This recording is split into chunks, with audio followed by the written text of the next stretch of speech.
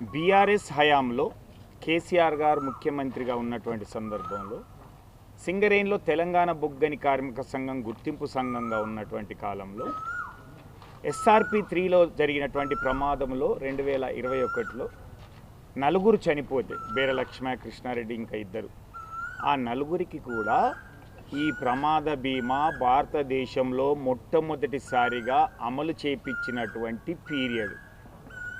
కాకపోతే ఆ రోజు బ్యాంకులకు సింగరేణి యాజమాన్యానికి జరిగిన ఒప్పందంలో 40 లక్షల రూపాయలతో పాటుగా డెబిట్ కార్డుని యూజ్ చేసినట్లయితే ఇంకొక 10 లక్షల రూపాయలు అదనంగా ఇస్తామని చెప్పినటువంటి.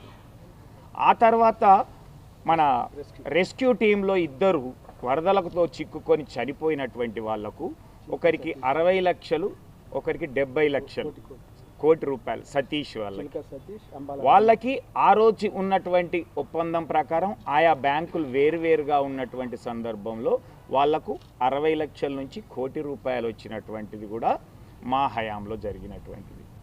ఆ తర్వాత OC2లో ఉప్పు వెంకటేశ్వర్లు అని 2024లో జరిగినటువంటి ప్రమాదంలో అప్పటికీ ఈ కోటిది అనేటువంటి జరగక ముందే అది కూడా మా హయాంలోనే చేసినటువంటి ఒప్పంద పీరియడ్లోనే ఆయనకు కూడా కుటుంబానికి కోటి రూపాయలు ఇచ్చాడు.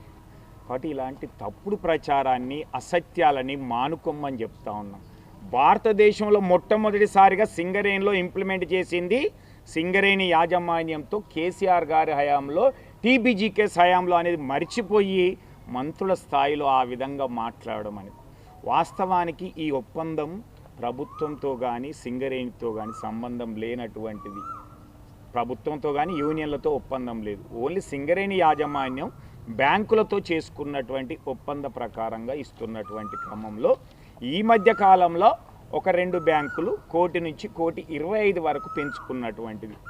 దీన్ని మేమిప్పించినవని ప్రభుత్వం అయితేంది ఇంకా మా హయాంలో చెప్పుకోవడానికి సిగ్గుచేటుగా ఉండాలి. ఇది కార్మిక వర్గం అంతా గమనిస్తూ ఉన్నారు.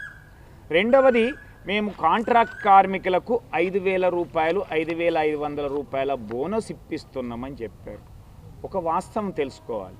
2023లో సింగరేణి ఎన్నికల సందర్భంలో 13 సంఘాలతోటి చర్చలు జరిపినటువంటి యాజమాన్యం ఆ రోజే 5,000 రూపాయల బోనస్ ఇస్తానని ఒప్పుకున్నటువంటి దాన్ని ఆ రోజు ఎన్నికల తర్వాత కాంగ్రెస్ వచ్చినటువంటి సందర్భంలో అది ఇంప్లిమెంట్ అయింది. తప్పితే ఇది మేమున్నటువంటి హయాంలోనే TBGKS ఉన్నటువంటి హయాంలో ఎన్నికల సందర్భంలో ఒప్పుకున్నటువంటి విషయం.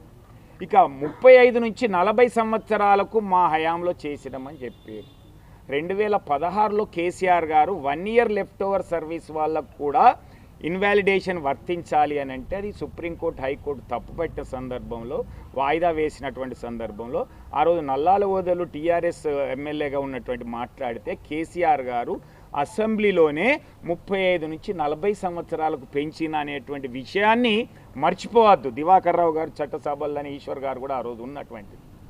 దాంతో పాటుగా ఈరోజు 2022లో TBGKS ఇచ్చినటువంటి సమ్మె నోటీసులో అగ్రిమెంట్లో భాగంగానే 5 జాతీయ సంఘాలను కూడా మేము కలుపుకొని పోయి అగ్రిమెంట్ చేసుకున్నటువంటి దాంట్లో 2022లో జరిగినటువంటి ఒప్పందంలోనే 35 నుంచి 40 సంవత్సరాలకు ఒప్పుకున్నటువంటి యాజమాన్యం ఇంప్లిమెంటేషన్ అనేది నీ పీరియడ్లో జరగవచ్చు. దీన్ని కూడా గొప్పలుగా చెప్పుకుంటున్నటువంటి వాటిని అంకెలతో సహా డేట్లతో సహా చెప్తున్నటువంటి కార్మిక వర్గం అనుభవిస్తున్నటువంటి వాళ్ళకు తెలుసు. అంటే ఈరోజు కాంగ్రెస్ అంటేనే అవినీతి అక్రమాలతో కాదు అబద్ధాలు అసత్యాలు అనేటువంటిది కూడా వాస్తవం అనేది చెప్తూ గద్దలను వాలనీయమని అంటున్నారు. కరెక్టే మా అన్నగారు చెప్పినట్టు గద్దలను వాలనీయరు. కాంగ్రెస్ రాబందులు ఈరోజు సింగరేణి శవం మీద పీకలు పీకుతూ ఉంటే ఇంకా గద్దలు ఎక్కడొచ్చి ఆడితే ఈ రాబందులు గద్దలు ఉన్న కాంగ్రెస్ ప్రభుత్వంలో మీరే కదా ఈరోజు ఈ స్థాయిలో అవినీతి జరుగుతున్నది. కాబట్టి ఆలోచించి మాట్లాడమని ఈ సందర్భంగా కోరుతా ఉన్నాను.